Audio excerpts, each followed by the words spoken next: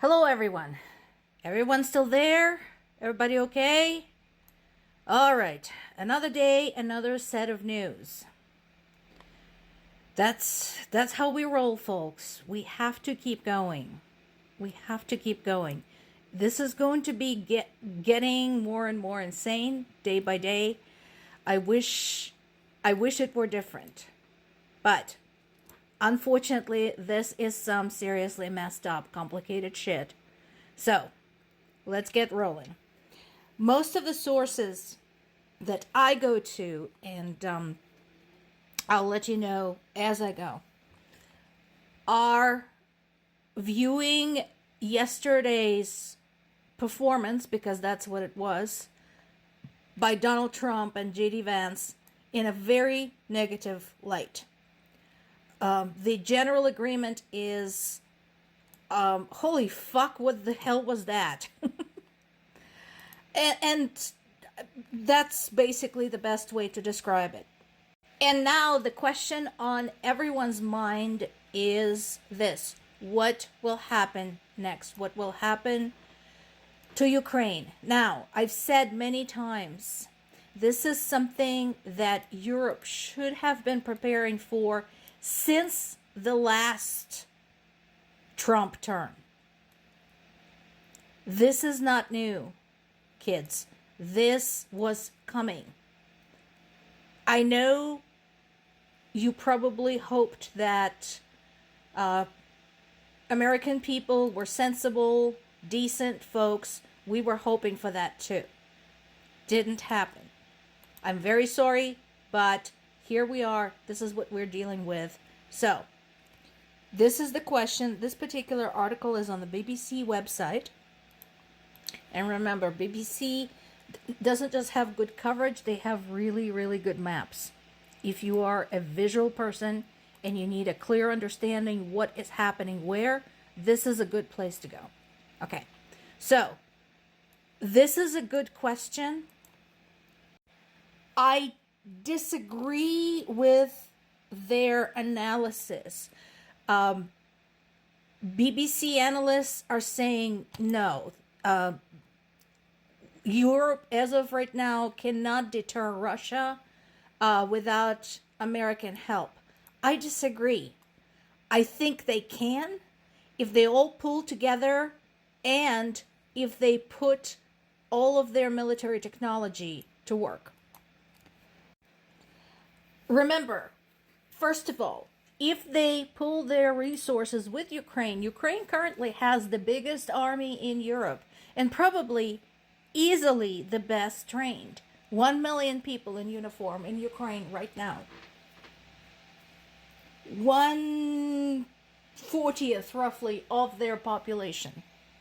So proportionately, if we were to go by population, if the US had an army that big, US has roughly 340 million population, that would make US Army 8.5 million. By comparison, as of July 31st, 2023, US had just over 950,000 uniformed personnel, including just over 450,000 active duty personnel. So that gives you an idea. Second, Ukraine has become a leader in some military technologies, specifically, but not limited to, drone technology. Everybody who is anybody should be jumping in on that particular bandwagon pronto. And in addition, there is the AI development, unmanned vehicle development. In addition to the drones, we now have a seagoing one of those. Testing of any and all new weapons. Mining operations, as in removing fields upon fields of landmines left behind by Russia. So, I think if Europe, including the UK, possibly Australia and New Zealand, the rest of the democratic world, Japan, jump in on this, they can deter Russia. But there is one caveat. It has to happen now, and it has to be a coordinated response. Everybody has to be in on this. Everybody. Because of this. So it is true, for once, what Trump said about problems with Ukrainian army. But this is where I agree with Zelensky. You try fighting a fucking war, you're going to have problems.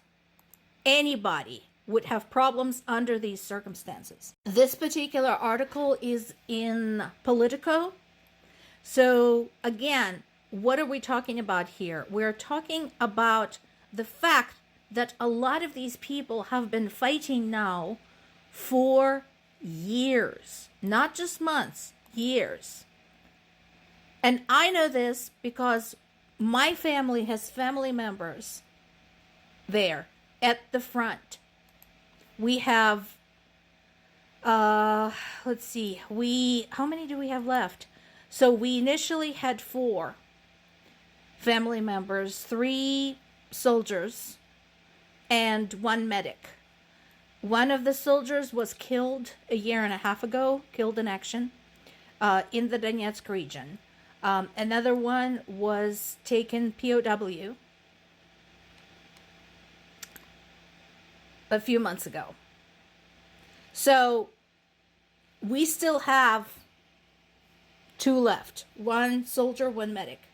And they all agree this is impossible. We need some fresh forces to come in. We need some help. It is very difficult to fight a war, not just because it's a fucking war and you can get killed at any moment, but also for a very simple reason that you need time to reset. It is beyond human capacity to constantly be on alert, to constantly know that your life might come to an end.